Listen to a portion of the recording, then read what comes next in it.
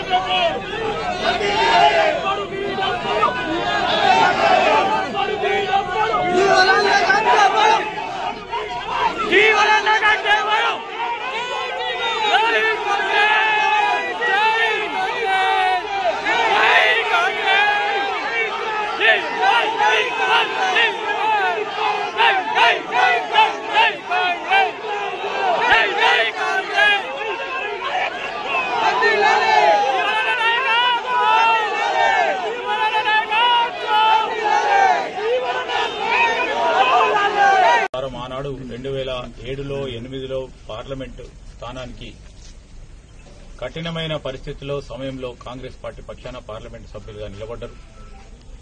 అదేవిధంగా ఈరోజు కూడా మొన్న పార్లమెంటు సంబంధించి కూడా అక్కడున్న పరిస్థితులను తెలిసి కూడా ఈరోజు కాంగ్రెస్ పార్టీని నిలబెట్టాలి అని వారు ముందుకొచ్చి నిలబెట్టడం జరిగింది.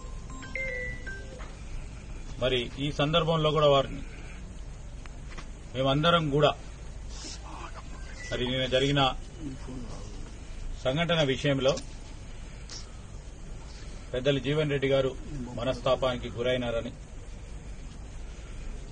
మాకు తెలియగానే మేమందరం కూడా వచ్చి మీరు తప్పకుండా కాంగ్రెస్ పార్టీ పక్షాన రాబోయే కాలంలో కూడా పార్టీకి పెద్ద దిక్కుగా ఉండాలని ఈ విషయం అంతా కూడా కార్యకర్తలు అనేక మంది వారి మనోభావాలని వారు పడ్డ కష్టాలని తప్పకుండా మా కాంగ్రెస్ పార్టీ అధిష్టానాన్ని ఈరోజు మరొకసారి ముఖ్యమంత్రి గారికి మా ఇన్ఛార్జ్ అయిన దీపాదాస్ మున్షి గారికి కేసీ వేణుగోపాల్ గారికి మరి అఖిల భారత కాంగ్రెస్ పార్టీ అధ్యక్షుడు ఖర్గే గారి ముందట ఇక్కడున్న మా కార్యకర్తల నాయకులందరి మనోవేదన తప్పకుండా తెలియజేయడం జరుగుతుంది.